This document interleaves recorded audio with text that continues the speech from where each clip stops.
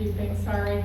When people signed in, we forgot to ask them to also put their address because the family would like to reply to you. So we're going to ask you to start over again after the ceremony. And the paper some will be outside for more room, some will be on the back table with the message tree. If you could do that again, sorry. Communication, right?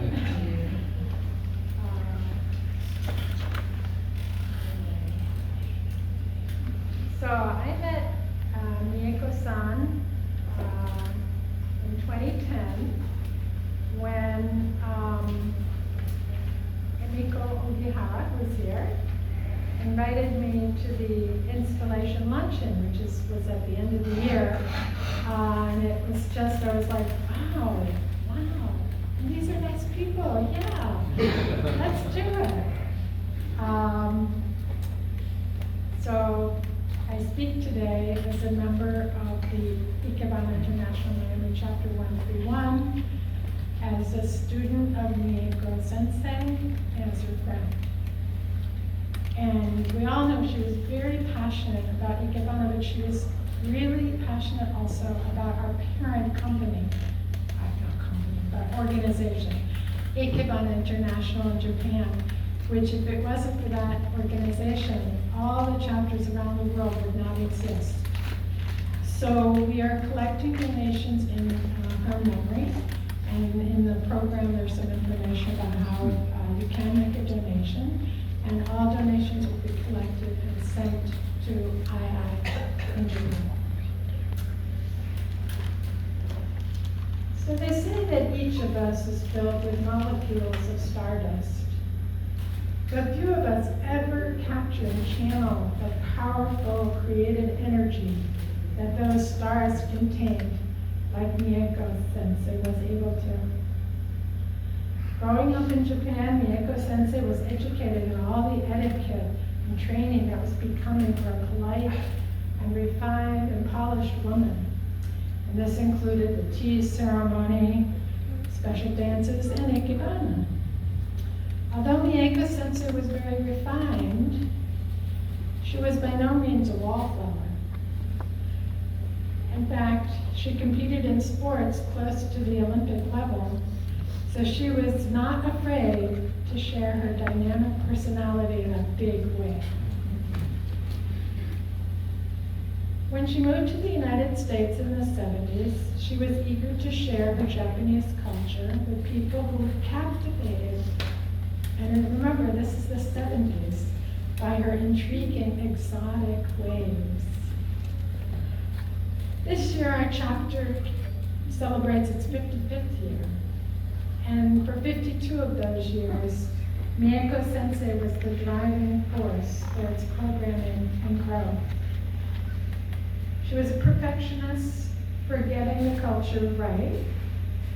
She demonstrated and corrected us on the nuances of Japanese culture, whether it was the language classes, the art of calligraphy, koto music, or the tea ceremony.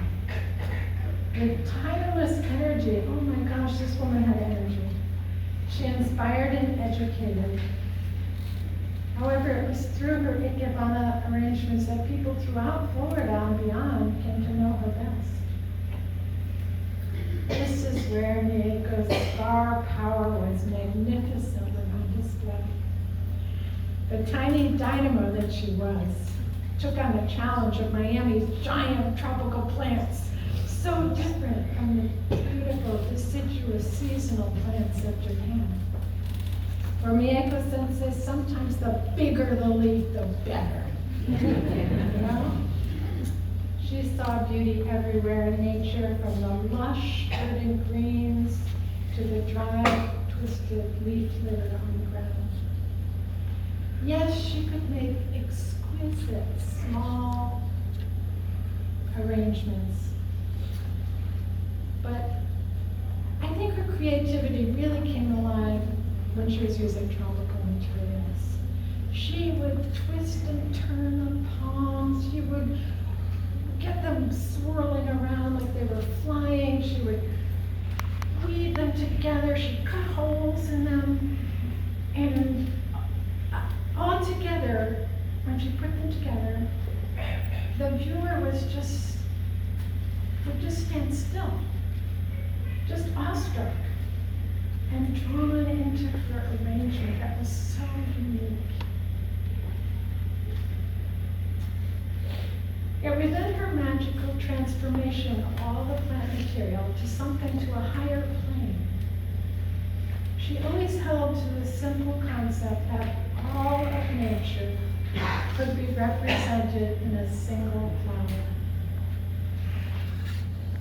Mieko Sensei's energy, her awe-inspiring Ikebana, and her dedication to sharing Japanese culture will be missed by so many. You can see today how many different groups she touched.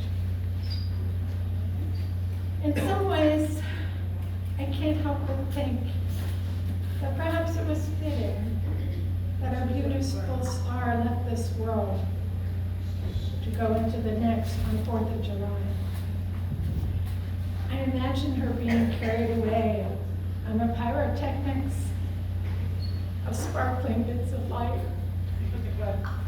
She continued making her brilliant Ikebana arrangements in Heaven's Garden. So Akiko has something more to say to people.